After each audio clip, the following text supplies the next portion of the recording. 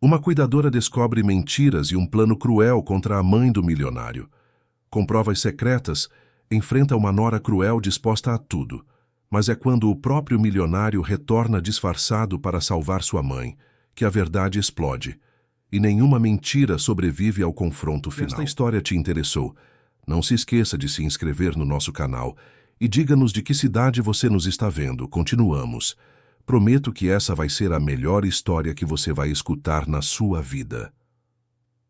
A manhã acordou cinzenta sobre São Paulo, com aquele típico céu carregado que parecia pesar sobre os ombros de quem caminhava apressado pelas ruas. Marina Oliveira segurava firme a alça da bolsa enquanto descia do ônibus na Avenida Paulista, sentindo o frio da garoa fina molhar seu rosto.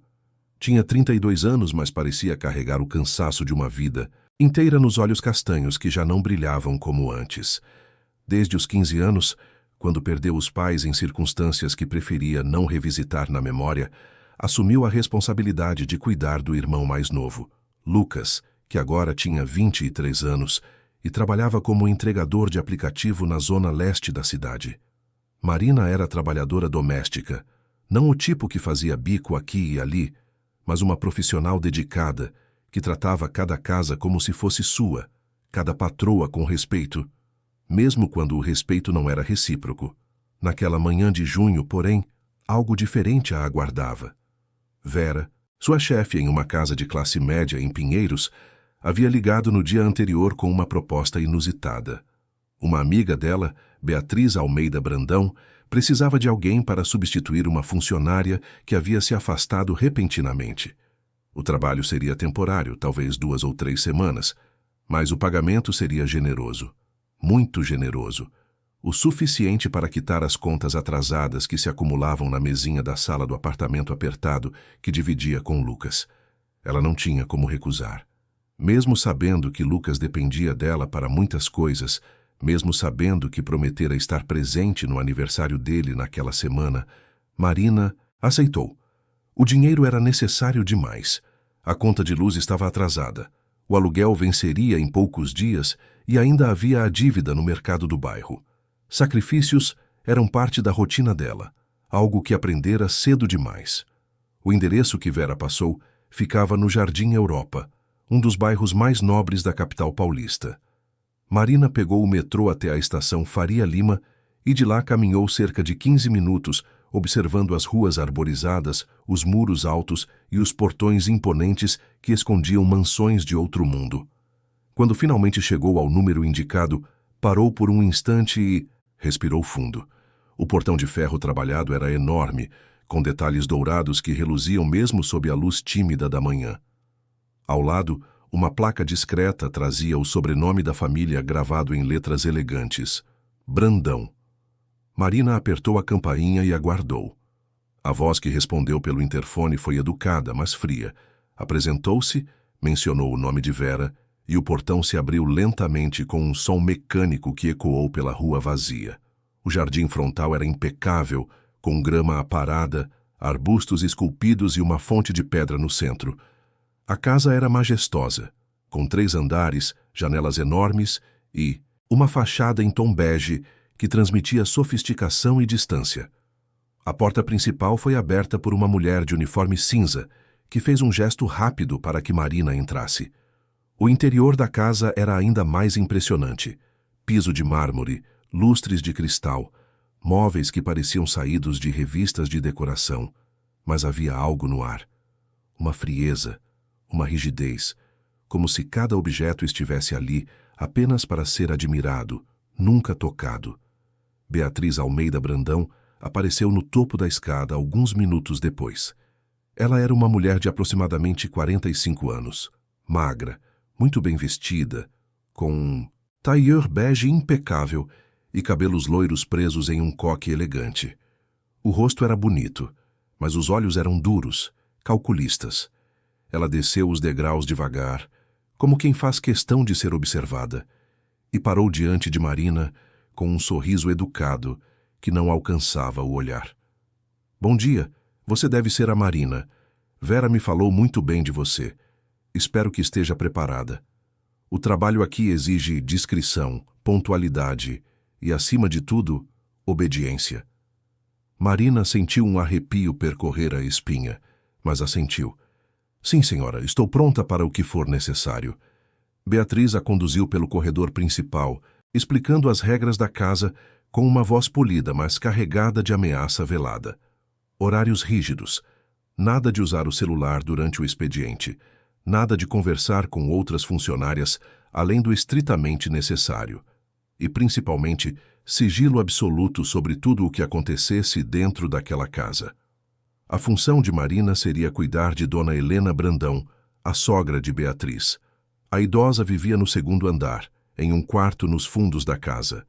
Beatriz explicou que Helena tinha problemas de saúde delicados, que precisava de medicação controlada, alimentação específica e repouso constante. O filho dela, Roberto Brandão, estava em viagem de negócios prolongada na Europa, cuidando de assuntos da empresa da família. Ele ligava frequentemente, mas Beatriz garantia que tudo estava sob controle. Marina subiu a escada atrás de Beatriz, sentindo o peso do silêncio que dominava o segundo andar. O corredor era escuro, com pouca iluminação natural. Beatriz parou diante de uma porta de madeira maciça e tirou uma chave do bolso. Ela fica aqui. Não gosta de claridade, então as cortinas ficam sempre fechadas. A medicação está nesta caixa, os horários estão anotados. Não altere nada. Não dê mais, não dê menos. Siga exatamente o que está prescrito. Entendeu? Sim, senhora. Beatriz destravou a porta e a empurrou. O quarto estava mergulhado na penumbra. O cheiro era pesado, uma mistura de mofo, remédios e ar parado. Marina precisou de alguns segundos para os olhos se ajustarem à escuridão. No centro do cômodo, uma cama antiga de madeira escura, onde jazia uma figura pequena e imóvel. Dona Helena, a senhora tem uma nova cuidadora. Marina vai ficar com a senhora por algumas semanas. Não houve resposta. Apenas um gemido baixo, quase inaudível. Beatriz saiu do quarto sem mais explicações, fechando a porta atrás de si e deixando Marina sozinha, com a idosa. Ela se aproximou devagar, tentando enxergar melhor. Helena devia ter por volta de 70 anos, mas parecia muito mais velha. O rosto era pálido, marcado por rugas profundas, os lábios rachados, os cabelos brancos desgrenhados. As mãos, finas como gravetos, tremiam levemente sobre o lençol surrado. Marina sentiu um aperto no peito. Bom dia, dona Helena. Meu nome é Marina. Vou cuidar da senhora. A idosa virou o rosto na direção da voz e Marina viu os olhos dela. Estavam apagados, mas havia algo ali. Uma centelha distante, um pedido silencioso de ajuda. Durante os primeiros dias, Marina seguiu à risca as instruções de Beatriz. Administrava os remédios nos horários marcados, oferecia as refeições leves que eram deixadas em uma bandeja na porta, ajudava Helena com a higiene básica. Mas algo não fazia sentido. A comida era insuficiente, a água restrita. A medicação parecia excessiva. E o quarto, aquele quarto escuro e abafado, era quase uma prisão. Marina começou a observar. Notou que Beatriz entrava no quarto várias vezes ao dia, sempre com o celular na mão, digitando mensagens com um sorriso cínico nos lábios. Notou que Helena, nos raros momentos em que estava mais lúcida, tentava falar, mas as palavras saíam confusas, truncadas, como se algo a impedisse de se expressar claramente. No quarto dia, Marina tomou coragem. Esperou Beatriz sair para uma reunião na cidade e abriu as cortinas pesadas do quarto. A luz invadiu o espaço, revelando a sujeira acumulada nos cantos, o pó sobre os móveis, as manchas de umidade nas paredes. Helena piscou várias vezes, incomodada, mas depois algo mudou em seu rosto. Era como se a luz despertasse algo adormecido dentro dela. Marina se aproximou e segurou a mão frágil da idosa. Dona Helena, a senhora está bem? Consegue me ouvir? Helena apertou a mão dela com uma força surpreendente e sussurrou a voz rouca e fraca. Me ajude. Aquelas duas palavras mudaram tudo. Marina sentiu o coração acelerar. O que está acontecendo aqui, dona Helena? A idosa tentou falar, mas as palavras não saíam. Os olhos, porém, diziam tudo. Medo, desespero, aprisionamento. Marina começou a investigar discretamente. Revisou a caixa de medicamentos e percebeu que algumas dosagens eram muito altas, especialmente os sedativos. Olhou as receitas médicas anexadas e viu que eram assinadas sempre pelo mesmo médico, um tal de Dr. Maurício Lemos. Procurou no celular e descobriu que ele tinha um histórico controverso, denúncias antigas de má conduta que haviam sido abafadas. Ela também começou a cuidar de Helena de forma diferente. Trouxe frutas escondidas na bolsa, ofereceu mais água, ajudou a idosa a se sentar na cama, a movimentar os braços e as pernas. A resposta foi quase imediata. Helena começou a recuperar forças, a falar com mais claridade, a sorrir timidamente. E foi em um desses momentos de lucidez que Helena revelou a verdade. Ela me mantém presa aqui, Marina. Meu filho não sabe de nada. Ela responde às mensagens dele fingindo ser eu. Ele acha que estou bem, que estou apenas cansada. Mas eu não estou doente, ela está me dopando. Ela quer me interditar, ficar com tudo. Marina sentiu o sangue gelar. Por quê? Por que ela faria isso? Helena respirou fundo e então contou. Beatriz casou-se com Roberto por interesse. Ele é um homem bom, trabalhador, mas cego para a verdadeira natureza dela. Ela quer controlar a fortuna da família. E eu sou o único obstáculo. Se eu for considerada incapaz, ela assume tudo. E o seu filho não desconfia, ele confia nela, sempre confiou. Ela é muito esperta, Marina, muito perigosa. Helena, então, revelou que mantinha um diário escondido. Um caderno onde anotava tudo o que acontecia nos momentos em que conseguia ficar lúcida. Estava guardado dentro de um livro velho, em uma estante empoeirada no canto do quarto. Marina encontrou o diário naquela mesma noite. As páginas estavam repletas de relatos angustiantes. Datas, horários, descrições de abusos emocionais, relatos sobre a manipulação das medicações, sobre as ameaças veladas, sobre o isolamento forçado. Era uma prova contundente. Mas Marina sabia que precisava de mais. Precisava de algo irrefutável. Foi então que Lucas ligou. A voz dele estava estranha, tensa. Mana, aconteceu uma coisa estranha hoje. O que, Lucas? Um cara me abordou na rua, disse que ia me pagar uma grana boa se eu convencesse você a sair desse emprego novo. Fiquei com medo, não aceitei nada. Mas achei estranho. Quem é essa gente, Marina? Marina sentiu o chão se abrir sob seus pés. Alguém estava tentando afastá-la. Alguém sabia que ela estava descobrindo coisas demais. Fica longe, Lucas. Não aceita dinheiro de ninguém. Não fala com ninguém. Eu vou resolver isso. Mas o que está acontecendo? Eu ainda não sei ao certo. Mas é algo grande. Muito grande. Naquela noite, Marina mal conseguiu dormir no quarto de empregada que lhe fora designado. A cada ruído, seu coração disparava. Ela sabia que estava entrando em território perigoso, mas não podia recuar agora. Dona Helena precisava dela. E Marina, que havia passado a vida inteira sacrificando-se pelos outros, finalmente havia encontrado uma causa pela qual valia a pena lutar. No dia seguinte, enquanto limpava uma área de serviço esquecida nos fundos da casa, Marina encontrou uma caixa de papelão empoeirada. Dentro, um envelope amarelado endereçado a Roberto Brandão, com remetente anônimo. Dentro do envelope, um pendrive. Com as mãos trêmulas, Marina pegou o pendrive e o escondeu no bolso. Precisava descobrir o que havia ali, mas sabia que não podia usar nenhum computador da casa. Teria que esperar até o dia de folga. Quando Beatriz entrou na área de serviço minutos depois, Marina estava com o pano na mão, fingindo limpar as prateleiras. O que está fazendo aqui? Limpando, senhora. A senhora pediu para eu organizar. Beatriz a olhou com desconfiança, mas não disse nada.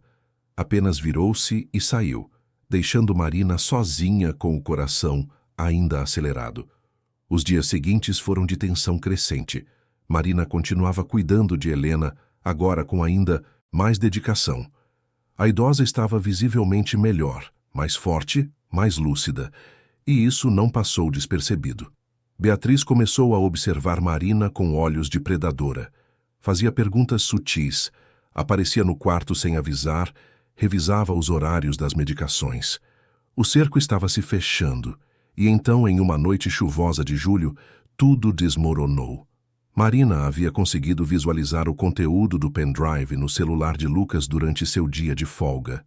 Eram áudios, conversas gravadas entre Beatriz e o médico, discussões sobre alteração de dosagens, sobre forjar documentos, sobre ameaçar funcionárias que fizessem perguntas demais.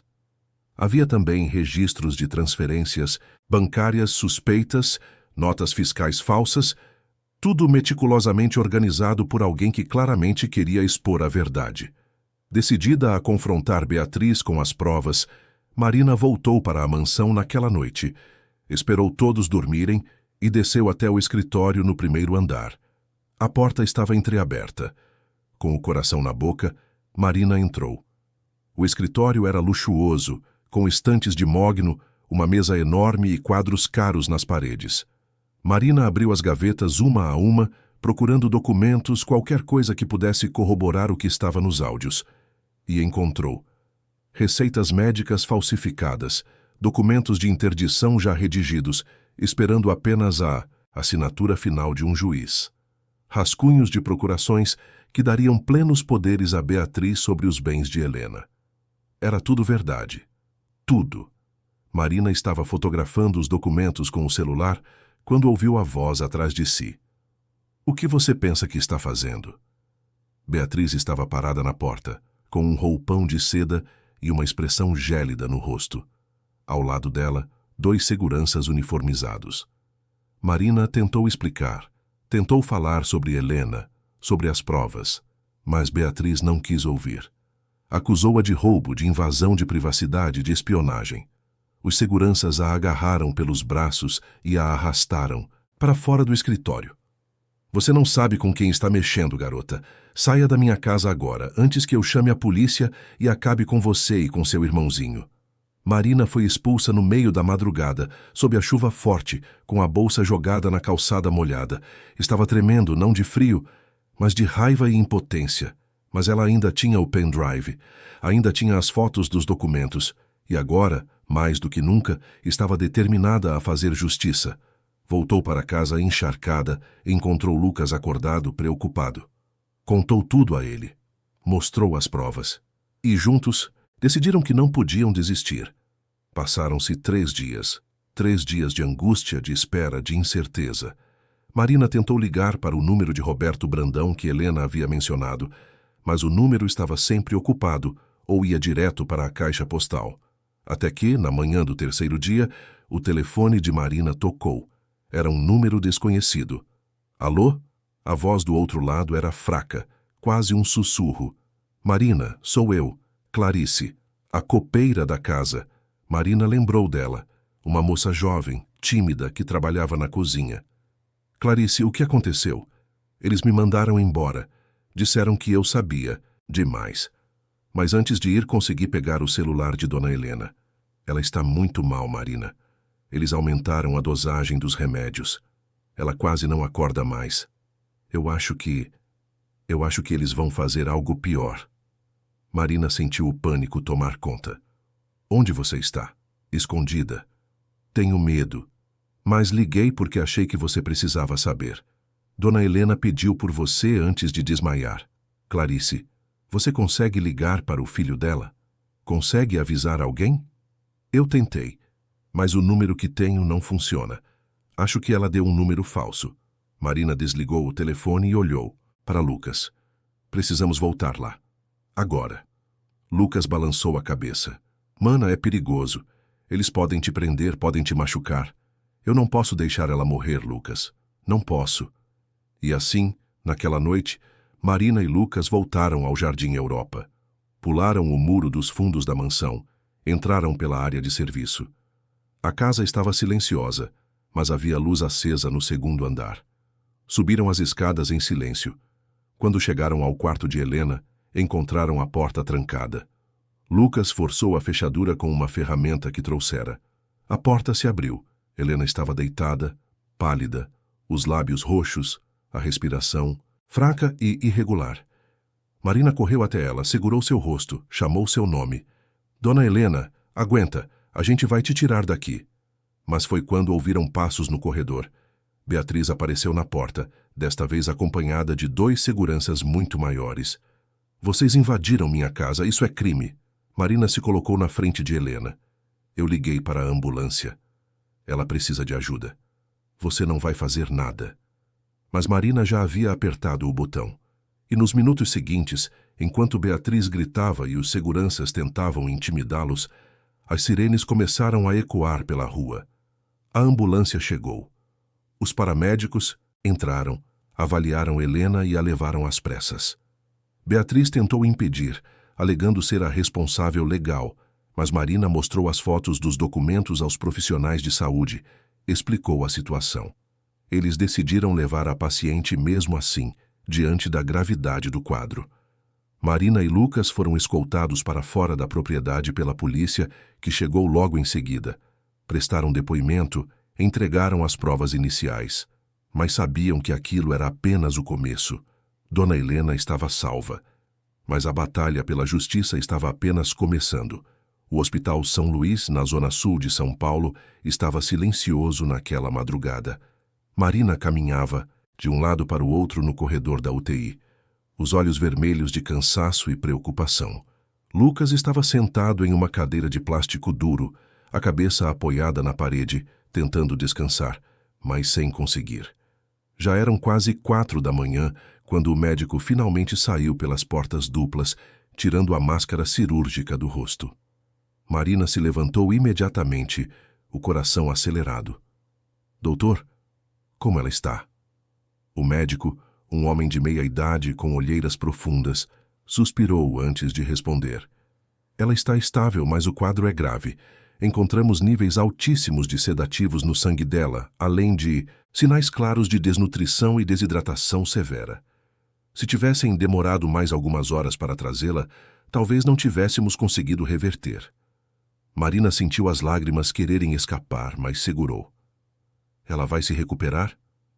Com o tratamento adequado, sim, mas vai precisar de tempo.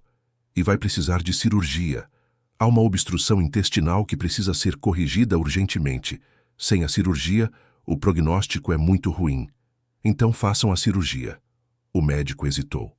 Não é tão simples. Precisamos da autorização de um responsável legal. Tentamos contato com o filho, mas não conseguimos. E a nora dela, que se apresenta como responsável, está se recusando a autorizar qualquer procedimento. Marina sentiu o sangue ferver. Ela não pode fazer isso. A senhora Helena vai piorar.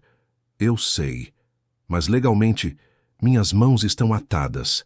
A menos que consigamos contato com o filho ou que haja uma intervenção judicial, não posso operar. Marina saiu do hospital com uma determinação renovada. Não adiantava apenas ter provas. Precisava chegar até Roberto Brandão, o filho de Helena, e fazer com que ele soubesse de tudo. Mas como encontrá-lo? Beatriz controlava todas as formas de comunicação. O número que Helena tinha dado não funcionava, e o tempo estava se esgotando. Foi Lucas quem teve a ideia. Mana, lembra da copeira? A Clarice. Ela trabalhava lá há anos. Talvez ela saiba alguma coisa que a gente não sabe. Marina pegou o telefone e ligou para o número de Clarice. A moça atendeu no 3º toque, a voz assustada. Alô? Clarice, é a Marina. Preciso da sua ajuda. Preciso encontrar o Roberto Brandão, o filho de Dona Helena. Você tem alguma informação? Qualquer coisa? Houve um silêncio do outro lado. Depois, Clarice falou baixinho. Tem uma coisa. Uma vez eu vi a cozinheira, a Dona Irene, conversando com Dona Helena. Elas eram próximas. Dona Irene trabalha lá há mais de 20 anos. Se alguém sabe como falar com o Roberto, é ela. Você tem o contato dela? Tenho. Mas ela tem medo. Medo de perder o emprego, medo da patroa. Não sei se vai querer ajudar. Tenta para mim, Clarice, por favor. A vida de Dona Helena depende disso. Algumas horas depois, o telefone de Marina tocou. Era um número desconhecido. Alô? A voz do outro lado era madura, cansada. Meu nome é Irene. A Clarice me contou o que está acontecendo. Eu trabalho na casa dos Brandão há muitos anos. Vi muita coisa. Coisas que ninguém deveria ver. Dona Irene, eu preciso falar com o Roberto. A mãe dele está no hospital, precisa de cirurgia urgente e a Beatriz está impedindo tudo. Eu sei. Aquela mulher é o demônio em forma de gente. Quando ela entrou naquela casa, tudo mudou. O Roberto é um homem bom, mas está cego. Ela manipula ele de um jeito que dá dó. A senhora sabe como eu posso falar com ele? Irene hesitou. Sei, mas é perigoso. Se ela descobrir que fui eu que ajudei, vou perder tudo. Tenho uma filha na faculdade e contas para pagar.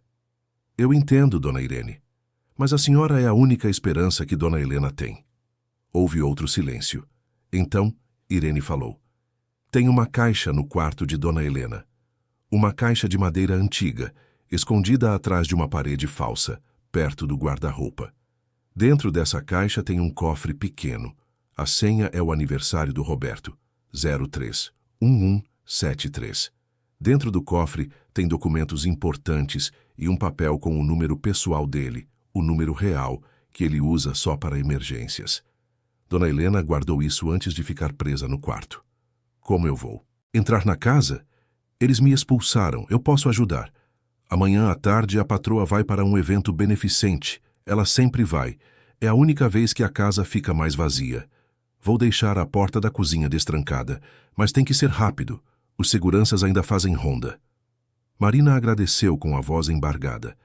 No dia seguinte, pontualmente às 3 da tarde, ela e Lucas estavam de volta ao Jardim Europa. O coração de Marina batia tão forte que parecia que ia saltar do peito. Eles entraram pela porta da cozinha como Irene havia prometido. A cozinheira estava lá, preparando algo no fogão, mas fez um gesto silencioso indicando a escada. Rápido. Ela volta em 2 horas. Marina subiu correndo, Lucas logo atrás. Entraram no quarto de Helena, agora vazio, e ainda mais triste sem a presença da idosa. Marina foi direto ao guarda-roupa procurando a parede falsa. Levou alguns minutos até encontrar. Era um painel de madeira que se movia quando pressionado no canto certo. Atrás dele, embutida na parede, estava uma pequena caixa de madeira entalhada. Marina a puxou com cuidado e a abriu. Dentro, um cofre digital. Digitou a senha que Irene havia passado. O cofre emitiu um bip e se abriu. Lá dentro estava um tesouro de verdades. Cartas antigas, documentos originais da família, cópias de testamentos, fotografias amareladas e, mais importante, um envelope branco com a letra trêmula de Helena. Para meu filho Roberto, caso algo aconteça comigo. Marina abriu o envelope. Dentro, 2 folhas manuscritas onde Helena descrevia tudo. Os abusos, a manipulação, as ameaças, as alterações nos remédios e, no final, um número de telefone com o código de país da França. Ela pegou o celular às mãos tremendo e discou o número. Tocou 1 vez, 2 vezes, 3. Então, uma voz, masculina, cansada, atendeu em português com sotaque levemente afrancesado. Alô? Marina respirou fundo. Senhor Roberto Brandão? Sim, quem fala? Meu nome é Marina Oliveira. Eu cuidei da sua mãe. Senhor, o senhor precisa saber de uma coisa muito grave. Sua mãe está no hospital em estado grave e sua esposa está impedindo que ela receba o tratamento necessário. Houve um silêncio do outro lado. O quê? Como assim? Eu falei com minha mãe ontem. Ela disse que estava bem, apenas cansada. Não foi sua mãe quem respondeu, Sr. Roberto. Foi sua esposa. Ela está usando o celular de Dona Helena, se passando por ela, mantendo o senhor enganado sobre o real estado dela. Isso é absurdo. Quem você pensa que é para fazer uma acusação dessas? Marina sentiu a urgência a apertar o peito. Senhor, eu tenho provas. Áudios, documentos, o diário da sua mãe. Tudo. Sua esposa está dopando Dona Helena, mantendo ela presa, planejando interditar ela e ficar com o controle dos bens da família. O senhor precisa voltar para o Brasil. Agora. A voz de Roberto vacilou. Provas? Que tipo de provas? Marina começou a descrever tudo rapidamente. Os áudios do pendrive, as conversas entre Beatriz e o médico, os documentos falsificados, a caixa escondida, o estado deplorável em que Helena estava quando foi levada ao hospital. Ela falou sem parar, com desespero, sabendo que aquela era a única chance. Roberto ficou em silêncio por longos segundos. Marina podia ouvir a respiração pesada dele, o choque sendo processado. Finalmente ele falou, a voz quebrada. Minha mãe realmente está no hospital? Sim, senhor. Hospital São Luís. E ela precisa de cirurgia urgente. Mas sua esposa, como responsável legal, está se recusando a autorizar. Dona Helena vai piorar se nada for feito. Meu Deus. Eu confiei nela.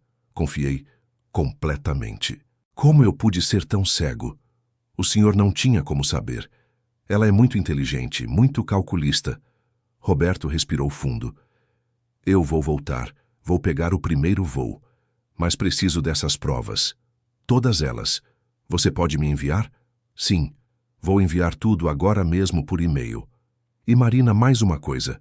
Eu não posso voltar como Roberto. Se ela souber que estou no Brasil, vai destruir tudo, vai sumir com provas, vai ameaçar testemunhas. Eu preciso chegar sem ser notado. Preciso ver com meus próprios olhos o que está acontecendo na minha casa. Marina entendeu imediatamente. O senhor tem alguma ideia de como fazer isso? Tenho. A empresa tem contrato com uma prestadora de serviços de manutenção elétrica. Eles entram e saem da casa com frequência. Beatriz nem olha para esses funcionários. Ela os trata como invisíveis. Vou me passar por um deles. Marina sentiu uma ponta de esperança. Isso pode funcionar. Vou organizar tudo daqui. Deve levar uns 2 dias até eu conseguir chegar. Enquanto isso, preciso que você fique de olho no hospital. Não deixe que façam nada com minha mãe. Vou providenciar uma ordem judicial para assumir a responsabilidade legal dela temporariamente. Tenho advogados que podem fazer isso rápido. Pode deixar. Vou ficar com ela. E Marina, obrigado. Obrigado por não ter desistido da minha mãe quando seria tão mais fácil simplesmente ignorar. Marina desligou o telefone com lágrimas nos olhos. Ao lado dela, Lucas sorria. A gente conseguiu, mana. A gente conseguiu. Eles saíram da mansão da mesma forma que entraram, rápidos e discretos. Irene os esperava na cozinha. Conseguiram? Sim. Ele está voltando. E vai fazer justiça. Irene fechou os olhos e murmurou uma oração silenciosa. Graças a Deus. Aquela mulher precisa pagar pelo que fez. Os 2 dias seguintes foram uma montanha-russa de emoções. Marina praticamente morou no hospital, dormindo em cadeiras desconfortáveis, comendo o que conseguia comprar nas máquinas de snacks, mas sempre de olho em Helena. A idosa continuava sedada, mas os médicos diziam que ela estava respondendo bem ao tratamento inicial. A cirurgia, porém, não podia mais esperar. Beatriz apareceu no hospital 2 vezes. Na primeira, tentou convencer os médicos a transferir Helena para uma clínica particular, onde teria mais controle. Os médicos, alertados por Marina e pelas inconsistências no caso, recusaram. Na segunda vez, Beatriz tentou confrontar Marina diretamente. Você continua se metendo onde não foi chamada. Isso vai acabar muito mal para você. Marina a encarou sem medo. A única coisa que vai acabar mal é para quem machucou uma idosa indefesa. Beatriz sorriu, um sorriso gelado. Você não tem ideia de com quem está mexendo, mas eu tenho. E logo, logo muita gente vai saber também. Beatriz saiu furiosa, os saltos ecoando pelo corredor. Marina sabia que havia provocado a fera, mas não se importava. Roberto estava a caminho, e com ele viria a verdade. No 3º dia, pela manhã, Marina recebeu uma mensagem de um número desconhecido. Cheguei. Estou indo para a casa agora, mantenha contato. Era Roberto. Marina imaginou a cena. Um homem rico e poderoso, vestido com uniforme de eletricista, capacete, barba postiça, circulando pela própria casa sem ser reconhecido pela esposa. Tinha algo de teatro nisso, mas também de justiça poética. Roberto entrou na mansão como Luiz, eletricista da Eletroserve, empresa que de fato prestava serviços para a residência. Beatriz estava na sala, ao telefone, discutindo algo com alguém sobre processos judiciais. Ela mal olhou para ele quando ele entrou. Bom dia, senhora. Vim verificar a parte elétrica do 2º andar. Estão relatando instabilidade.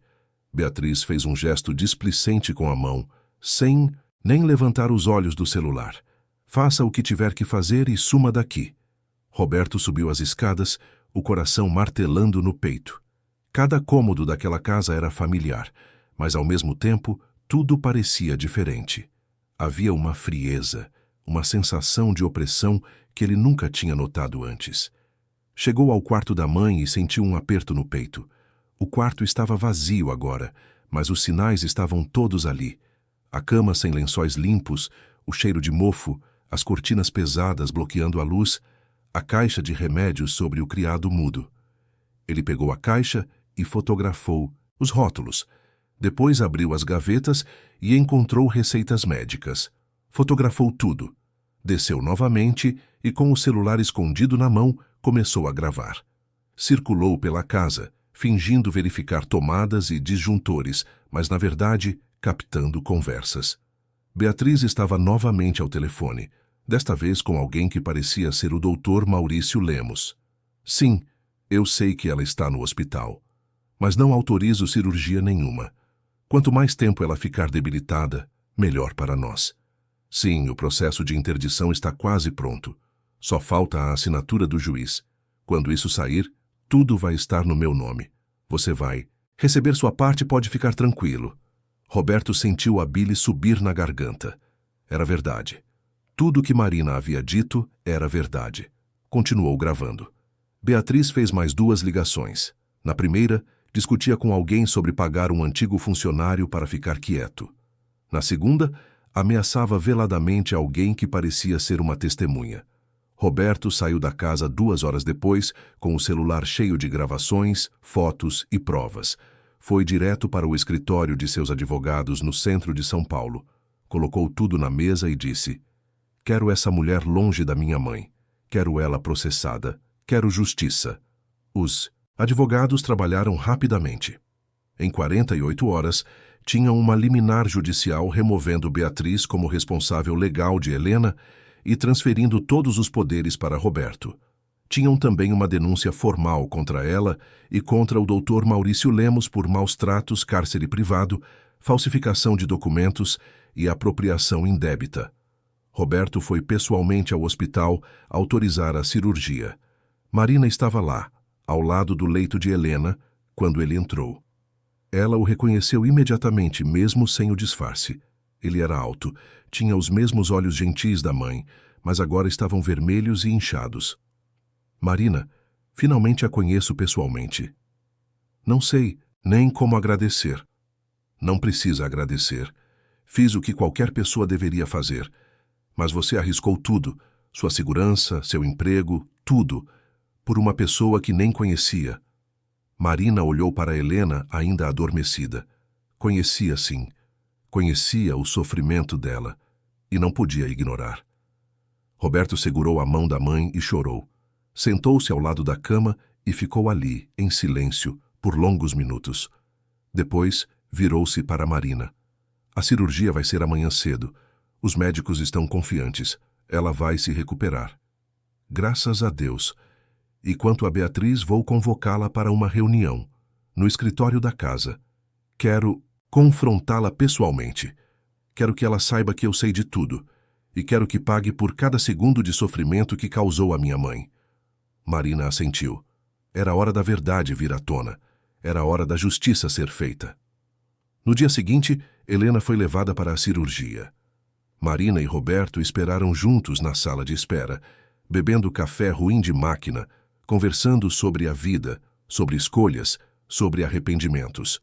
Roberto contou como conheceu Beatriz em um evento empresarial, como foi seduzido pela elegância e inteligência dela, como nunca desconfiou das verdadeiras intenções. Ela era tão convincente, tão perfeita. E eu estava sozinho, cansado de trabalhar tanto. Minha mãe tentou me alertar no começo, sabe? Mas eu não quis ouvir. Achei que era apenas ciúme de mãe, medo de perder o filho. Como eu estava errado. O senhor não podia saber. Pessoas assim são especialistas em enganar. Mas eu deveria ter prestado mais atenção. Deveria ter visitado mais, ligado mais, desconfiado quando minha mãe começou a parecer sempre cansada nas videochamadas. Marina colocou a mão no ombro dele. O importante é que agora o senhor está aqui e vai fazer a coisa certa. A cirurgia durou 4 horas. Quando o médico finalmente saiu, estava sorrindo. Correu tudo bem. Conseguimos corrigir a obstrução. Ela vai precisar de cuidados intensivos por alguns dias, mas o prognóstico é excelente. Roberto abraçou Marina, aliviado. Lucas, que havia chegado há pouco, também comemorou. Agora era hora de acertar as contas com Beatriz. Roberto marcou a reunião para o dia seguinte, às 10 da manhã, no escritório da mansão. Disse apenas que precisava discutir assuntos financeiros urgentes. Beatriz chegou pontualmente, elegante como sempre, mas com uma expressão levemente tensa. Ela sabia que algo estava errado, mas não imaginava a extensão do desastre que estava prestes a desabar sobre ela. Roberto estava sentado atrás da mesa, sério. Ao lado dele, 2 advogados e um oficial de justiça. Sobre a mesa, pilhas de documentos, um laptop aberto e um gravador. Beatriz entrou e parou, os olhos correndo pela sala. "O que é isso, Roberto? Pensei que você ainda estivesse na Europa. Voltei há 3 dias e descobri muitas coisas interessantes." O tom de voz dele era cortante, controlado. Beatriz sentou-se lentamente, tentando manter a compostura. "Sobre o que você está falando?" Roberto abriu o laptop e girou a tela para ela. Começou a reproduzir os áudios do pendrive, as conversas com o médico, as discussões sobre dosagens, as ameaças a funcionárias. Beatriz empalideceu. "De onde você tirou isso? De alguém que se importa com minha mãe mais do que a própria nora. Alguém que teve coragem de arriscar tudo para fazer o que é certo." Ele então mostrou as fotos dos documentos falsificados, as gravações que ele mesmo havia feito na casa, as receitas médicas adulteradas. Empilhou tudo diante dela, um por um, como cartas em um jogo de pôquer onde ele tinha a mão vencedora. Beatriz tentou se defender, tentou alegar que tudo era mal entendido, que estava apenas cuidando da sogra, que os funcionários estavam mentindo. Mas Roberto não deu espaço. "Você manteve minha mãe presa, dopada, isolada, respondeu minhas mensagens fingindo ser ela, planejou interditar ela para roubar o que é dela, e quase a levou à perda da vida." Beatriz se levantou, furiosa. "Você não pode provar nada disso." "Posso sim, e já provei. Há uma liminar judicial te afastando de qualquer decisão sobre minha mãe. Há um processo criminal sendo movido contra você por maus tratos, cárcere privado e fraude. E há também um processo de divórcio sendo protocolado hoje mesmo." O rosto de Beatriz se contorceu. Uma mistura de raiva, medo e desespero. "Você não vai fazer isso, já fiz." Os advogados entregaram a ela os documentos, notificações judiciais, pedidos de afastamento, termos de divórcio. Tudo oficial, carimbado, assinado. Beatriz tentou argumentar, tentou ameaçar, mas percebeu que estava encurralada. Levantou-se, pegou os documentos e saiu da sala sem dizer mais nada, os saltos ecoando pelo corredor como tiros. Roberto ficou ali, sentado, respirando fundo. Estava tremendo, não de medo, mas de raiva contida. Demorou alguns minutos para se recompor. Um dos advogados colocou a mão em seu ombro. "Você fez a coisa certa." "Espero que sim. Espero que minha mãe consiga se recuperar de tudo isso." "Vai conseguir. E ela vai ter você ao lado dela desta vez." Naquela tarde, Roberto foi ao hospital. Helena já estava acordada, ainda fraca, mas consciente. Quando viu o filho entrar no quarto, os olhos dela se encheram de lágrimas. "Meu filho, você voltou." Roberto se ajoelhou ao lado da cama, segurou a mão dela e chorou. "Me perdoa, mãe. Me perdoa por não ter percebido, por não ter estado aqui, por ter deixado que fizessem isso com a senhora." Helena acariciou o rosto dele. "Você não sabia, meu filho. Ela era muito esperta. Mas agora você está aqui e está tudo bem." Marina observava da porta, discreta, emocionada. Lucas estava ao lado dela, também com os olhos úmidos. Roberto se virou para ela. "Marina, venha aqui." Ela se aproximou tímida. "Minha mãe me contou tudo. Contou como você cuidou dela, como arriscou tudo, como não desistiu mesmo quando foi expulsa e ameaçada. Não tenho palavras para agradecer. Eu só fiz o que era certo." Helena segurou a mão de Marina. Você me salvou, filha. Me deu uma segunda chance de viver. E por isso, eu quero te fazer uma proposta. Quero que você seja a acompanhante oficial da minha mãe. Com salário digno, moradia, tudo. Você e seu irmão podem se mudar para a mansão. Vocês merecem uma vida melhor. Marina olhou para Lucas, que sorria. Olhou para Helena, que acenava com a cabeça. Olhou para Roberto, que a observava com gratidão sincera. Eu aceito. E assim, naquele quarto de hospital, entre lágrimas e sorrisos, começou uma nova história. Uma história de recomeços, de justiça, de pessoas boas que não desistem mesmo quando tudo parece perdido.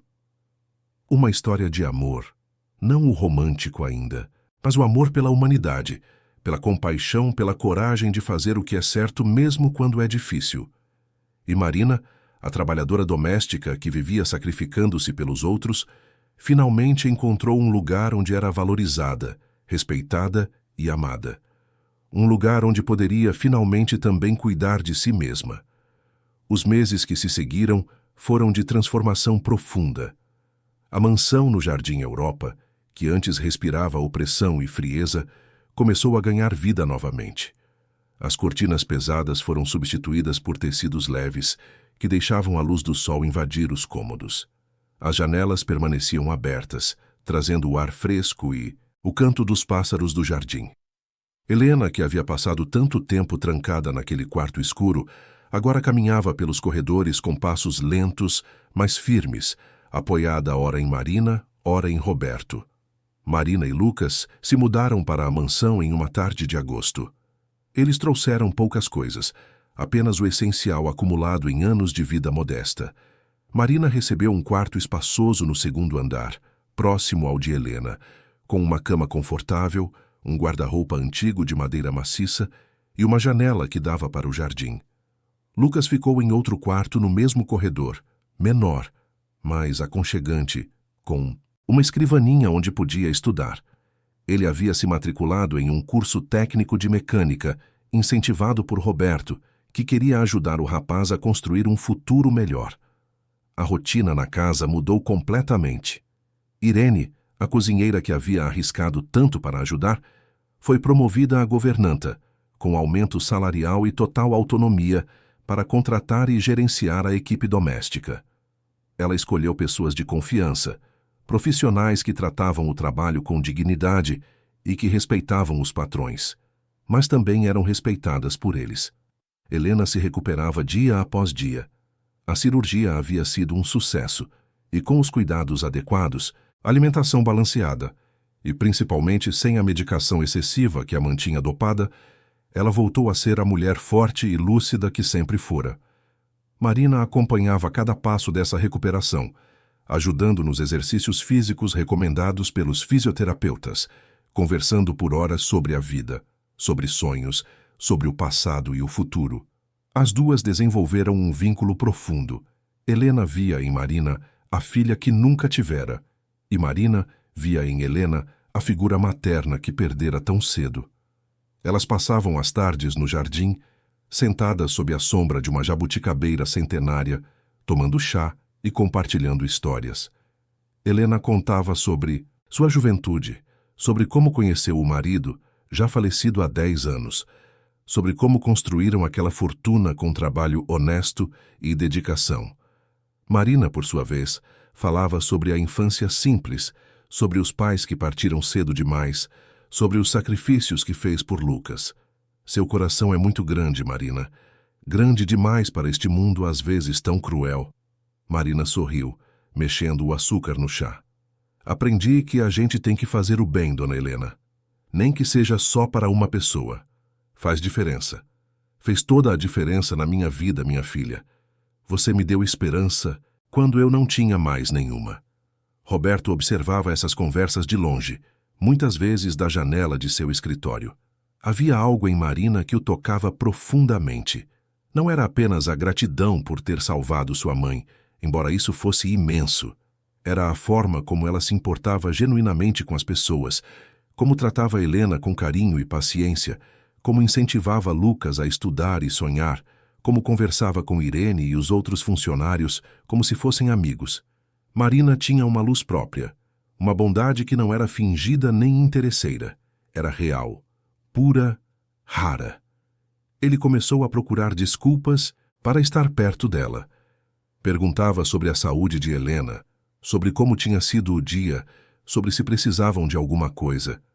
No começo, Marina respondia formalmente, mantendo a distância respeitosa entre patrão e funcionária. Mas com o tempo, as conversas foram se tornando mais naturais, mais longas, mais íntimas. Uma noite de setembro, Roberto chegou em casa tarde, cansado de reuniões intermináveis. Encontrou Marina na cozinha, preparando um chá de camomila. Ela havia colocado Helena para dormir e não conseguia pegar no sono. Ainda acordada, já passa da meia-noite, Marina se assustou, virando-se rapidamente. Ah, senhor Roberto, não esperava que chegasse tão tarde. Quer um chá? Acabei de fazer. Quero sim. E, por favor, pode me chamar só de Roberto. Esse negócio de senhor me faz sentir velho. Ela sorriu, pegando outra xícara. Está bem, Roberto. Eles se sentaram à mesa da cozinha, sob a luz suave da luminária pendente. A casa estava silenciosa. Apenas o tic-tac do relógio na parede e o som distante de carros na avenida. Como foi o dia? Minha mãe está bem? Está ótima. Hoje ela caminhou até o portão do jardim sem ajuda. Foi emocionante ver a alegria no rosto dela. Roberto sorriu, mexendo o chá. Ela mudou tanto, voltou a ser quem era antes. Graças a você. Graças a Deus e aos médicos também. Não, Marina. Graças a você. Você não precisava ter feito nada. Podia ter simplesmente aceitado o dinheiro, feito seu trabalho e ido embora. Mas escolheu se importar, escolheu arriscar tudo. Marina baixou os olhos. Eu não conseguiria viver comigo mesma se tivesse ignorado o sofrimento dela. E é por isso que você é especial. Você tem algo que muita gente perdeu: empatia verdadeira. Houve um silêncio confortável. Roberto a observava, notando pela primeira vez os detalhes do rosto dela. Os olhos castanhos honestos, as mãos calejadas pelo trabalho, a expressão serena. Havia uma beleza ali, não a beleza artificial e calculada de Beatriz, mas algo genuíno, natural. Marina, posso te fazer uma pergunta pessoal? Ela ergueu os olhos. Claro. Você nunca pensou em fazer outra coisa? Estudar, seguir uma carreira diferente? Marina suspirou. Pensei. Sempre pensei. Mas depois que meus pais se foram, tive que assumir responsabilidades. Lucas era muito pequeno e alguém precisava trabalhar. Deixei a escola no ensino médio, comecei a fazer faxinas e foi assim. Não me arrependo porque cuidei do meu irmão. Mas às vezes fico pensando no que poderia ter sido.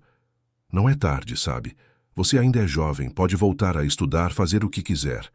Talvez um dia. Por enquanto, estou feliz aqui. Cuidando de Dona Helena, vendo meu irmão crescer. É mais do que eu esperava da vida. Roberto sentiu uma onda de emoção. Havia tanta dignidade naquela mulher, tanta força silenciosa. Ele havia conhecido tantas pessoas ao longo da vida, pessoas ricas, poderosas, influentes, mas poucas tinham a riqueza de caráter que Marina possuía. As semanas foram passando e a proximidade entre eles crescia. Roberto começou a almoçar em casa mais frequentemente, sentando-se à mesa com Helena, Marina e Lucas. As refeições eram alegres, com conversas sobre tudo, desde política até futebol. Lucas e Roberto desenvolveram uma amizade inesperada, com o empresário oferecendo conselhos sobre carreira e vida, e o jovem trazendo uma perspectiva fresca e honesta sobre o mundo. Helena observava tudo com um sorriso no rosto. Ela via o que estava acontecendo entre o filho e Marina. Via a forma como ele a olhava, como procurava a companhia dela, como sorria quando ela entrava na sala. E via também a forma como Marina, ainda que tentasse manter a compostura, começava a corresponder àqueles sentimentos. Os olhares demoravam um pouco mais, os sorrisos eram mais frequentes, as conversas se estendiam até tarde da noite. Uma tarde de outubro, Helena chamou Marina para uma conversa particular em seu quarto. Senta aqui, filha. Quero conversar com você sobre uma coisa. Marina sentou-se na poltrona ao lado da cama, curiosa. Sim, dona Helena. Você já percebeu que meu filho está interessado em você? Marina sentiu o rosto corar. Dona Helena, eu não sei do que a senhora está falando. Não precisa fingir comigo, querida. Tenho olhos. E tenho experiência. Eu vejo a forma como ele olha para você. E vejo também a forma como você olha para ele. Marina baixou a cabeça. Eu sei que não seria apropriado. Ele é meu patrão. Eu trabalho aqui. Seria estranho, seria complicado. Bobagem. Meu filho é livre. Você é livre. E vocês são duas pessoas maravilhosas que se respeitam e se admiram. Por que seria errado? Porque eu venho de um mundo completamente diferente. Sou uma trabalhadora doméstica. Ele é um empresário rico. As pessoas vão falar, vão julgar. Helena pegou a mão de Marina. Minha filha, aprendi na vida que o amor verdadeiro é raro, muito raro. E quando aparece, a gente tem que agarrar com força, não importa o que os outros digam.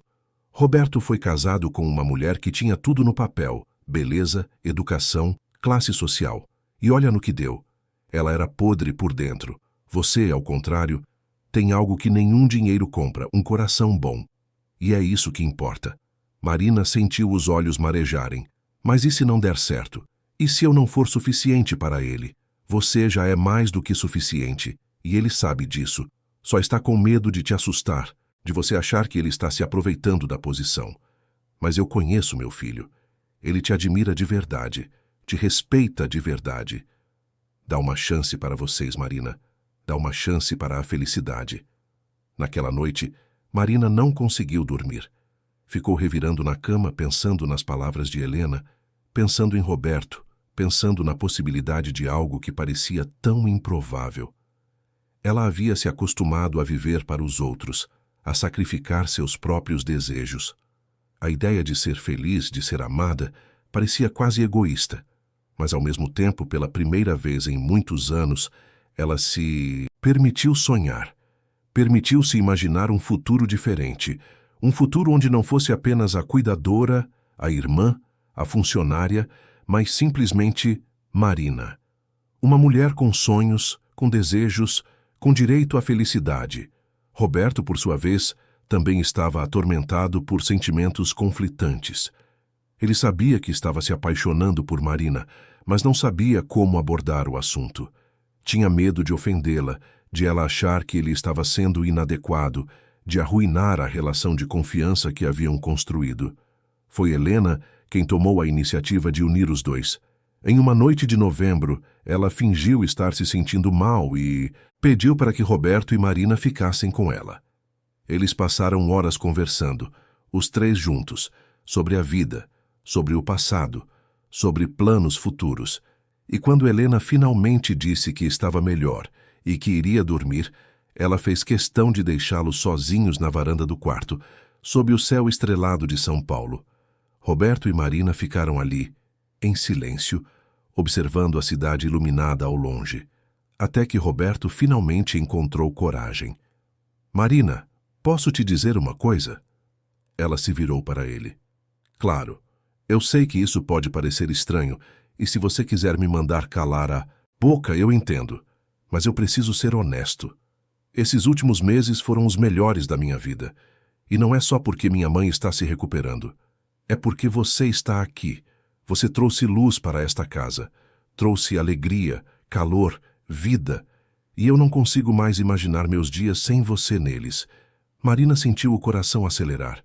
Roberto, eu não sei o que dizer. Não precisa dizer nada agora. Só queria que você soubesse.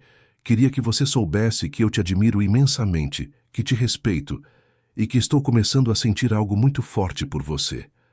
Algo que não senti há muito tempo. Talvez nunca tenha sentido de verdade. Marina sentiu as lágrimas escorrerem. Ela havia passado tanto tempo guardando seus próprios sentimentos, tentando manter a distância profissional, que ouvir aquilo era ao mesmo tempo libertador e assustador. Eu também sinto algo, Roberto. Tenho medo de admitir, tenho medo que seja errado, mas sinto. Quando você chega em casa, meu dia fica melhor. Quando conversamos, eu me sinto vista, ouvida, valorizada. Mas tenho tanto medo. Medo de não ser suficiente. Medo de que as diferenças entre nós sejam grandes demais. Roberto se aproximou e segurou as mãos dela. As únicas diferenças entre nós são as que outras pessoas criaram. Eu não vejo uma trabalhadora doméstica quando olho para você. Vejo uma mulher incrível, forte, corajosa, bondosa. Vejo alguém que me faz querer ser uma pessoa melhor. E isso é tudo que importa para mim. Marina olhou nos olhos dele e viu sinceridade pura. Viu um homem que havia sido enganado, machucado, mas que ainda acreditava no amor verdadeiro. Viu alguém que a via pelo que realmente era, não pelo que fazia. E então, sob as estrelas de São Paulo, eles se beijaram pela primeira vez. Um beijo suave, tímido, carregado de emoção e promessas. Um beijo que selava não apenas um romance, mas uma parceria baseada em respeito, admiração e amor genuíno. Do quarto, escondida atrás da cortina, Helena observava com lágrimas de alegria nos olhos. Seu filho finalmente havia encontrado alguém que o amava pelo que era, não pelo que tinha. E Marina, a moça que salvou sua vida, finalmente estava permitindo-se ser feliz. Os meses seguintes foram de namoro discreto, mas feliz. Roberto e Marina não escondiam o relacionamento, mas também não o anunciavam aos quatro ventos. Lucas ficou inicialmente surpreso, mas depois apoiou completamente. Ele via como a irmã estava diferente, mais leve, mais sorridente, mais viva. Irene e os outros funcionários também celebraram, felizes por ver duas pessoas boas encontrando a felicidade juntas. Roberto levou Marina para conhecer São Paulo de uma forma que ela nunca havia experimentado. Jantares em restaurantes elegantes, passeios pelo Parque Ibirapuera ao entardecer, visitas a museus e teatros.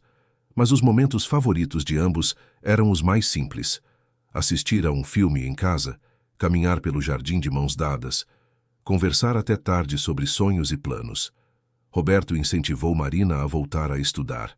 Pagou um curso preparatório para que ela terminasse o ensino médio e depois a matriculou em uma faculdade de serviço social. Marina havia descoberto uma vocação para ajudar pessoas vulneráveis e queria transformar essa vocação em profissão. Quanto ao processo contra Beatriz, as coisas avançaram rapidamente. Com todas as provas apresentadas, ela foi condenada por maus tratos, falsificação de documentos e apropriação indébita. O Dr. Maurício Lemos também foi punido, perdendo o registro médico e enfrentando processo criminal. Beatriz tentou negociar, tentou ameaçar, mas não teve sucesso. Perdeu tudo: a casa, o status, a liberdade condicional que lhe foi imposta. Roberto nunca mais falou com ela. O divórcio foi finalizado sem que eles se vissem pessoalmente. Ele não sentia raiva, apenas pena. Pena de alguém que tinha tanto, mas era tão vazia por dentro que precisava destruir os outros para se sentir poderosa. Em uma tarde de dezembro, quase um ano após Marina ter entrado naquela mansão pela primeira vez, Roberto a levou de volta ao jardim da Jabuticabeira, onde tantas conversas importantes haviam acontecido. Helena estava lá, sentada em sua cadeira favorita, sorrindo. Marina, este ano foi o mais incrível da minha vida. Você me ensinou o que é coragem, o que é bondade, o que é amor verdadeiro. E eu não quero mais um único dia sem você ao meu lado. Ele se ajoelhou tirando uma pequena caixa de veludo do bolso. Casa comigo, Marina. Não porque você salvou minha mãe, não porque sou grato, mas porque você é a pessoa com quem quero construir uma vida. Porque te amo de uma forma que nem sabia ser possível. Marina olhou para a caixa, para Roberto, para Helena, que chorava de emoção, e sentiu o peito transbordar de felicidade. Sim, eu caso. Lucas apareceu de trás de uma árvore sorrindo e batendo palmas.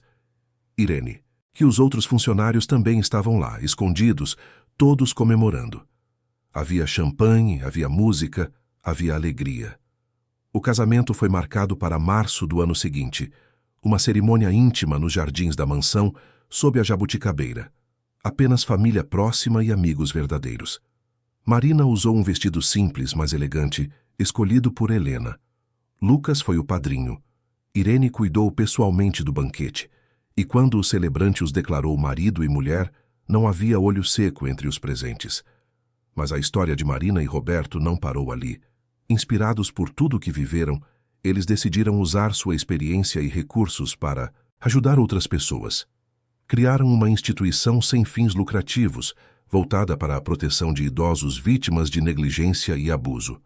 A organização oferecia assistência jurídica gratuita, suporte psicológico, cuidados médicos e, principalmente, um espaço seguro onde essas pessoas podiam ser ouvidas e protegidas.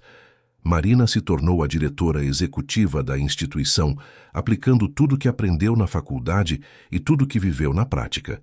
Ela visitava pessoalmente cada caso, conversava com cada idoso. Garantia que ninguém fosse deixado para trás. Roberto cuidava da parte administrativa e financeira, usando seus contatos no mundo empresarial para conseguir doações e parcerias. Lucas, que havia se formado técnico em mecânica, criou uma oficina social dentro da instituição, ensinando jovens em situação de vulnerabilidade uma profissão, dando-lhes a mesma chance que Roberto havia dado a ele. Helena, mesmo com idade avançada, também se envolveu no projeto. Ela dava palestras em escolas e eventos sobre a importância de cuidar dos mais velhos, sobre como identificar sinais de abuso, sobre como denunciar. Sua história comovia multidões e inspirava mudanças. A mansão no Jardim Europa se transformou em um lar de verdade, um lugar onde o amor era cultivado, onde as diferenças eram celebradas, onde cada pessoa era valorizada pelo que era, não pelo que tinha. As paredes que antes testemunharam sofrimento agora ecoavam risos, conversas, música. E Marina, a trabalhadora doméstica que um dia chegou ali apenas buscando um salário para pagar contas, agora caminhava pelos mesmos corredores como dona da casa, esposa amada, diretora de uma organização que mudava vidas. Mas apesar de todas as transformações, ela nunca esqueceu de onde veio. Nunca perdeu a humildade, a empatia, a vontade de fazer a diferença. Porque Marina sabia que a verdadeira riqueza não estava nos móveis caros, nos lustres de cristal ou nas contas bancárias. Estava nas conexões humanas, na capacidade de se importar com o próximo, na coragem de fazer o que é certo mesmo quando é difícil.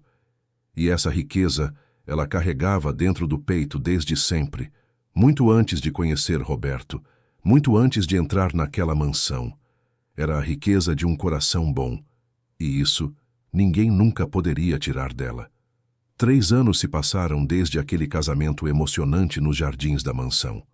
A vida de Marina havia mudado de formas que ela jamais poderia ter imaginado naquela manhã cinzenta de junho, quando entrou pela primeira vez naquela casa como funcionária temporária.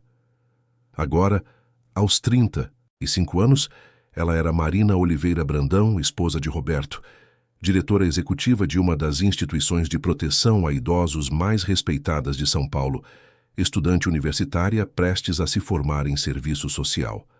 Mas, acima de tudo, ela era uma mulher que finalmente havia encontrado seu lugar no mundo. A instituição criada por eles havia crescido de forma impressionante. O que começou como um projeto piloto com uma pequena equipe, agora contava com 3 sedes em diferentes regiões de São Paulo. Mais de 50 funcionários entre assistentes sociais, advogados, psicólogos e cuidadores, e havia atendido mais de 1000 casos nos últimos anos. Cada história era diferente, mas todas compartilhavam o mesmo núcleo de sofrimento que Helena havia experimentado: isolamento, manipulação, negligência, abuso disfarçado de cuidado. Marina se dedicava ao trabalho com uma paixão inabalável.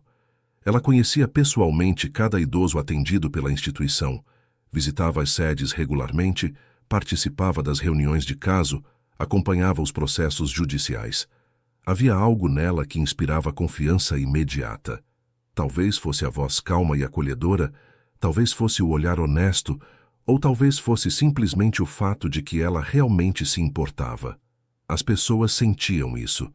Uma das histórias que mais marcou Marina foi a de seu Joaquim, um senhor de 82 anos que havia sido denunciado por uma vizinha preocupada.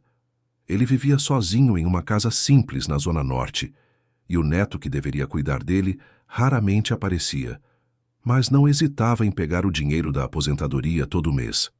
Quando Marina chegou à casa pela primeira vez, encontrou seu Joaquim magro, com a casa suja, a geladeira vazia, sentado em uma cadeira velha, assistindo a uma televisão de tubo sem som. "Bom dia, seu Joaquim. Meu nome é Marina. Vim aqui para conversar com o senhor e ver se posso ajudar em alguma coisa." O velho a olhou com desconfiança. "Não preciso de ajuda, tá tudo bem aqui." Mas Marina sabia reconhecer os sinais. Sentou-se ao lado dele, sem pressa, e começou a conversar. Falou sobre a vida, sobre São Paulo, sobre futebol. Aos poucos, seu Joaquim foi se abrindo. Contou sobre a esposa que havia partido há 5 anos, sobre o filho que morava longe, sobre o neto que prometia voltar, mas nunca voltava. "O senhor se sente sozinho, não é?" Os olhos do velho se encheram de lágrimas. "Muito, muito sozinho." Marina segurou a mão dele. "O senhor não precisa mais estar sozinho. A gente vai cuidar do senhor." E cuidaram. A instituição providenciou uma cuidadora que visitava seu Joaquim 3 vezes por semana, garantiu que ele recebesse alimentação adequada, organizou consultas médicas e, o mais importante, moveu um processo contra o neto por apropriação indébita e negligência. Seu Joaquim passou a frequentar um grupo de convivência para idosos que a instituição mantinha, onde fez amigos, jogava dominó, contava histórias. Meses depois, quando Marina foi visitá-lo novamente, encontrou um homem completamente diferente. Ele tinha engordado, o rosto estava corado, os olhos brilhavam. "Dona Marina, a senhora me salvou. Eu já não queria mais viver, sabe? Mas agora eu tenho motivos. Tenho os amigos do grupo, tenho a Célia que vem me fazer companhia, tenho o senhor e a senhora que se importam comigo." Marina abraçou o velho, emocionada. "O senhor merece ser feliz, seu Joaquim. Todos merecem." Casos como o de seu Joaquim se multiplicavam. A cada semana novas denúncias chegavam. Alguns por telefone, outros por e-mail, muitos por indicação de hospitais e assistentes sociais. Cada caso era tratado com seriedade, com dedicação, com humanidade. A instituição não tinha fins lucrativos. Todo o recurso arrecadado era revertido para ampliar o atendimento, contratar mais profissionais, melhorar a estrutura. Roberto estava igualmente envolvido. Ele havia reduzido sua carga de trabalho na empresa familiar para poder se dedicar mais ao projeto. Participava das reuniões estratégicas, buscava parcerias com outras organizações. Conversava com políticos sobre a necessidade de leis mais rígidas para proteger idosos vulneráveis. Mas seu momento favorito era quando acompanhava Marina nas visitas. Ver a forma como ela interagia com as pessoas, como conseguia ganhar a confiança delas, como transformava sofrimento em esperança, o fazia se apaixonar por ela ainda mais. Helena, agora com 74 anos, estava mais ativa do que nunca. A recuperação completa havia levado tempo, mas ela havia voltado a ser a mulher vibrante que sempre fora. Participava das atividades da instituição como voluntária, dando palestras, visitando idosos, oferecendo seu testemunho pessoal como prova de que era possível superar até as situações mais difíceis. Ela se tornara uma espécie de símbolo de resistência e esperança. Lucas, agora com 26 anos, havia se tornado um homem responsável e dedicado. A oficina social que ele coordenava já havia formado mais de 100 jovens em mecânica automotiva, muitos dos quais conseguiram emprego em boas empresas. Ele também havia começado a namorar Clarice, a antiga copeira da mansão que havia ajudado Marina naqueles dias terríveis. Os dois construíam juntos uma vida simples, mas feliz. Mas nem tudo eram flores. O trabalho na instituição era emocionalmente desgastante. Marina chegava em casa muitas noites exausta, carregando o peso das histórias que ouvia, das situações que testemunhava. Havia casos que terminavam bem, mas havia outros que chegavam tarde demais, onde o dano já estava feito, onde a justiça demorava tanto que o sofrimento se prolongava indefinidamente. Uma noite particularmente difícil, após perder um caso importante na justiça, onde um idoso continuaria sob custódia de uma nora abusiva por conta de brechas legais, Marina chegou em casa e desabou. Roberto a encontrou sentada no chão do quarto, chorando, com a cabeça entre as mãos. Amor, o que aconteceu? Ela olhou para ele com olhos vermelhos. Eu falhei, Roberto. Aquele senhor, o seu Antônio, ele vai continuar sofrendo e eu não consegui impedir. Roberto se sentou ao lado dela e a abraçou. Você não falhou. Você fez tudo o que estava ao seu alcance. O sistema que falhou. Mas não é suficiente. Ele precisa de ajuda agora, não daqui a meses, quando conseguirmos recorrer. Marina, você já ajudou centenas de pessoas. Centenas. Você não pode salvar todo mundo sozinha. Isso é impossível. Mas cada pessoa que você salva, cada vida que você transforma, é uma vitória. É uma prova de que vale a pena continuar. Marina encostou a cabeça no ombro dele. Às vezes eu me pergunto se estou fazendo o suficiente. Se não deveria estar fazendo mais. Você está fazendo mais do que a maioria das pessoas jamais fará. E está fazendo com amor, com dedicação. Isso já é muito. Eles ficaram ali abraçados no chão do quarto em silêncio, até Marina se acalmar. Roberto sabia que aquelas crises viriam de tempos em tempos, que o peso do trabalho era grande, mas também sabia que Marina não desistiria. Ela não era do tipo que desistia. Com o passar do tempo, a instituição começou a ganhar reconhecimento público. Matérias em jornais, reportagens em programas de televisão, prêmios de organizações sociais. Marina era frequentemente convidada para dar palestras em universidades, eventos corporativos, conferências sobre direitos humanos. Ela aceitava alguns convites, especialmente aqueles em escolas e faculdades, porque acreditava que era importante inspirar a próxima geração de profissionais. Em uma dessas palestras, em uma faculdade de Direito na Zona Oeste de São Paulo, Marina contou sua própria história. Falou sobre como começou como trabalhadora doméstica, sobre como encontrou Dona Helena sofrendo em silêncio, sobre como decidiu arriscar tudo para fazer o que era certo. Falou sobre as dificuldades, sobre os medos, sobre os momentos em que quis desistir. Mas falou também sobre as vitórias, sobre as vidas transformadas, sobre a alegria de ver um idoso sorrindo novamente. No final da palestra, uma jovem estudante levantou a mão. Como a senhora encontra forças para continuar quando os casos são tão difíceis? Marina pensou por um momento antes de responder. Eu encontro forças lembrando do porquê comecei. Lembro do rosto de Dona Helena naquele quarto escuro, dos olhos dela pedindo ajuda. Lembro de cada pessoa que conseguimos ajudar, de cada sorriso que conseguimos trazer de volta. E lembro que se eu desistir, quem vai cuidar dessas pessoas? Alguém precisa estar lá. E se não for eu, quem será? A sala inteira aplaudiu. Muitos estudantes se aproximaram depois, interessados em fazer estágio na instituição, em contribuir de alguma forma. Marina saiu dali renovada, lembrando que seu trabalho tinha impacto não apenas nos idosos que ajudava diretamente, mas também na sociedade como um todo, inspirando outras pessoas a se importarem, a agirem. Em casa, a dinâmica havia se estabelecido em uma rotina afetuosa e equilibrada. Marina e Roberto jantavam juntos sempre que possível, conversando sobre o dia, compartilhando preocupações e alegrias. Helena frequentemente se juntava a eles, trazendo histórias do grupo de voluntários ou comentários sobre alguma novela que estava assistindo. Lucas aparecia nos fins de semana com Clarice, e a casa se enchia de risadas e conversas animadas.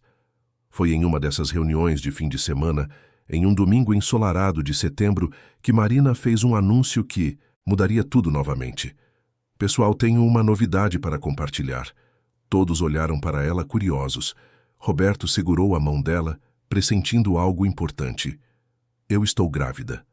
O silêncio durou apenas um segundo, antes de a casa explodir em comemoração. Helena começou a chorar de alegria, abraçando Marina com força. Lucas levantou o punho vitorioso. Clarice parabenizou emocionada. E Roberto ficou sem palavras por longos segundos, apenas olhando para a esposa com uma expressão de puro êxtase.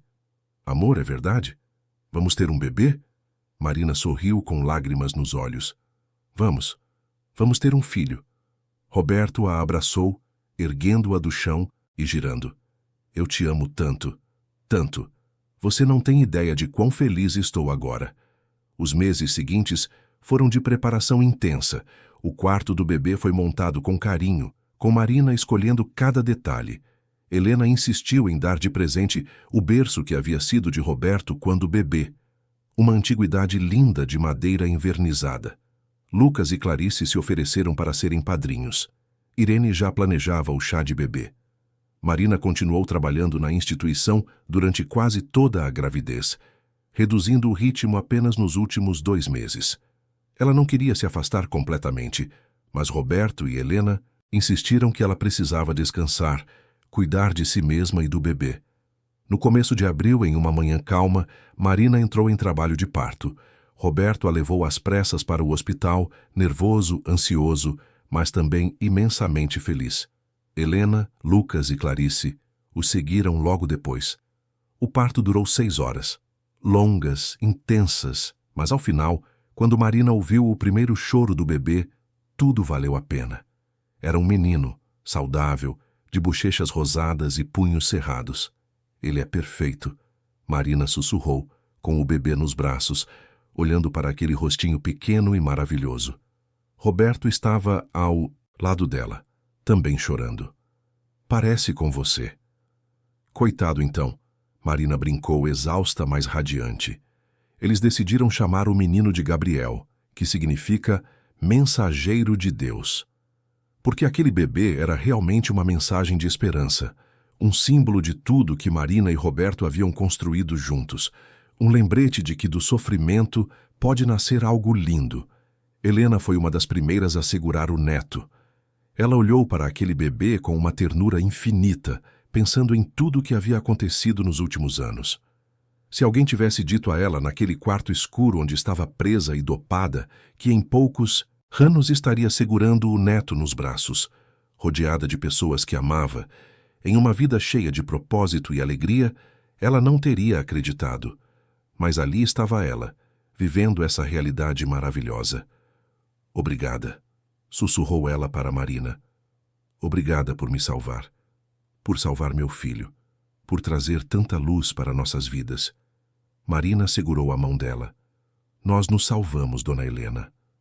Uma à outra. Os meses seguintes foram de adaptação à nova rotina com Gabriel. Marina tirou uma licença de 6 meses da instituição, dedicando-se integralmente ao bebê. Mas ela já planejava o retorno, já pensava nos projetos que queria implementar, nas melhorias que queria fazer. Ser mãe era maravilhoso, mas ela sabia que também precisava continuar o trabalho que havia se tornado sua missão de vida. Roberto era um pai presente e dedicado. Acordava de madrugada para ajudar com as mamadas, trocava fraldas sem reclamar. Cantava canções de ninar com uma voz que não era exatamente afinada, mas que acalmava Gabriel imediatamente. Ver o marido com o filho nos braços, com aquela expressão de puro amor, fazia o coração de Marina transbordar. A instituição continuava funcionando bem, mesmo sem a presença diária de Marina. A equipe que eles haviam construído era competente e comprometida. Mas todos sentiam falta dela, da energia que ela trazia, da paixão que inspirava. Quando Gabriel completou 6 meses, Marina voltou ao trabalho em meio período. 3 dias por semana, algumas horas por dia. O suficiente para continuar fazendo a diferença, mas sem se afastar demais do filho. Roberto reorganizou sua agenda para poder ficar com Gabriel nos dias em que Marina trabalhava. Helena também ajudava, adorando cada segundo com o neto. Em uma tarde de outubro, exatamente 4 anos após Marina ter entrado pela primeira vez na mansão dos Brandão, a instituição organizou um evento especial. Era uma celebração de tudo que haviam conquistado, mas também um momento de reflexão sobre os desafios que ainda existiam. O evento aconteceu nos jardins da mansão, sob a jabuticabeira onde tantos momentos importantes haviam ocorrido. Havia mais de 200 pessoas presentes, idosos que haviam sido ajudados pela instituição, funcionários, voluntários, parceiros, autoridades, jornalistas. Marina foi convidada a fazer um discurso. Ela subiu ao pequeno palco montado para a ocasião, com Gabriel nos braços e Roberto ao seu lado. Olhou para a plateia e sentiu uma emoção profunda. Quando eu cheguei nesta casa há 4 anos, eu era apenas uma trabalhadora doméstica, em busca de um salário melhor. Não tinha ideia de que minha vida estava prestes a mudar completamente. Não sabia que encontraria uma causa pela qual valeria a pena lutar. Não imaginava que conheceria pessoas incríveis que se tornariam minha família. E definitivamente não sonhava que hoje estaria aqui, com meu marido e meu filho, celebrando uma instituição que já ajudou mais de 1000 pessoas. Ela fez uma pausa, os olhos percorrendo a plateia. Mas nada disso seria possível sem cada um de vocês. Sem Dona Helena, que teve a coragem de pedir ajuda mesmo, quando parecia impossível. Sem Roberto, que acreditou em mim e me deu as ferramentas para fazer a diferença. Sem meu irmão Lucas, que sempre esteve ao meu lado. Sem Irene, Clarice e tantos outros que arriscaram algo para fazer o que era certo. E sem cada um de vocês que está aqui hoje, apoiando essa causa, trabalhando conosco, confiando em nós. Ela olhou especialmente para os idosos presentes, alguns em cadeiras de rodas, outros de bengala, todos com olhares atentos. Esta instituição existe por vocês e para vocês, porque todo ser humano merece viver com dignidade, com respeito, com amor. Ninguém merece ser esquecido, negligenciado ou abusado. E enquanto houver uma única pessoa sofrendo, nós continuaremos lutando. A plateia aplaudiu calorosamente. Alguns choravam. Marina desceu do palco e foi abraçada por dezenas de pessoas, cada uma agradecendo, cada uma compartilhando sua história. Seu Joaquim estava lá, agora com 85 anos, mas forte e sorridente. Dona Marina, a senhora mudou minha vida. Nunca vou esquecer. Uma senhora chamada Norma, que havia sido resgatada de uma situação de cárcere privado 6 meses antes, segurou as mãos de Marina. Você foi meu anjo da guarda. Literalmente me salvou.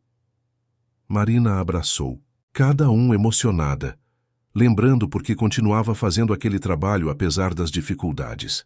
Era por aqueles rostos, aqueles sorrisos, aquelas vidas transformadas. À noite, quando todos já haviam ido embora e a mansão havia voltado ao silêncio, Marina e Roberto sentaram-se no jardim sob as estrelas. Gabriel dormia tranquilamente no carrinho ao lado deles. Helena havia subido para o quarto, cansada, mas feliz. Você percebe o quanto já fizemos? Roberto perguntou, segurando a mão de Marina. Percebo, mas também percebo o quanto ainda falta fazer. Sempre vai faltar. Mas isso não diminui o valor do que já conquistamos. Marina encostou a cabeça no ombro dele. Sabe o que eu penso às vezes? Penso que se eu não tivesse aceitado aquele trabalho naquele dia, nada disso teria acontecido. Dona Helena talvez não estivesse mais aqui. Nós não teríamos nos conhecido. Gabriel não existiria. Todas essas pessoas que ajudamos continuariam sofrendo. Mas você aceitou, porque você é quem é. Porque você se importa. E por isso tudo mudou. Eles ficaram ali por um longo tempo, em silêncio confortável, observando as estrelas, pensando no passado, mas principalmente no futuro. Havia tanto ainda para fazer, tantas vidas para tocar, tantas batalhas para lutar. Mas Marina não tinha medo. Não mais. Ela havia aprendido que a coragem não era a ausência de medo, mas a decisão de agir apesar dele. Havia aprendido que uma pessoa comum podia fazer diferença extraordinária. Havia aprendido que o amor verdadeiro se constrói no respeito, na parceria, na admiração mútua.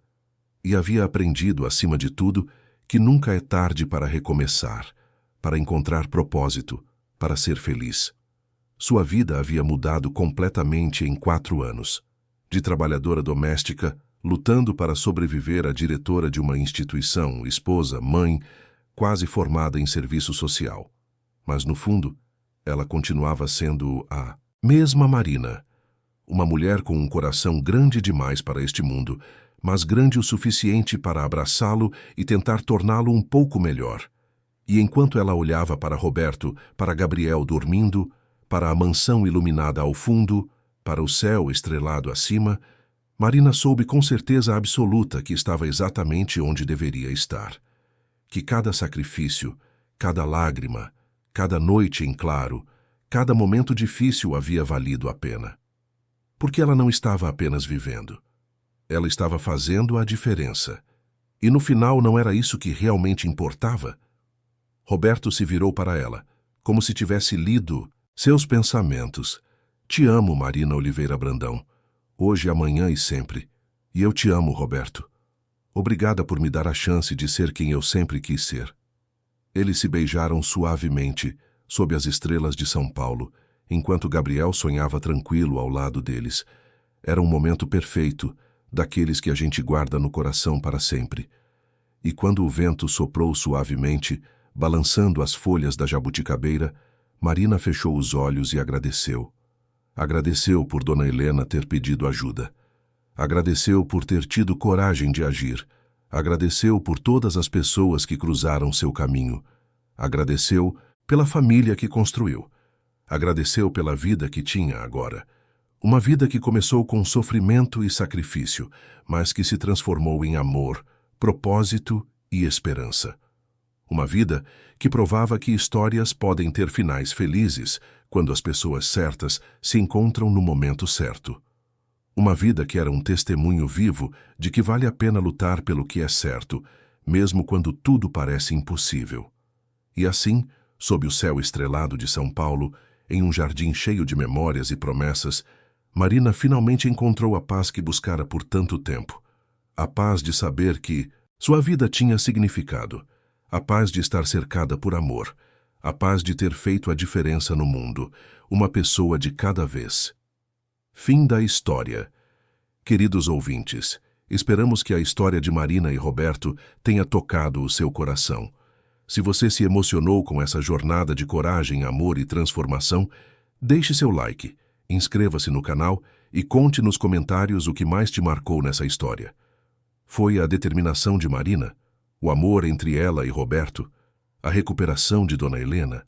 Ou talvez a mensagem de que nunca é tarde para fazer o que é certo?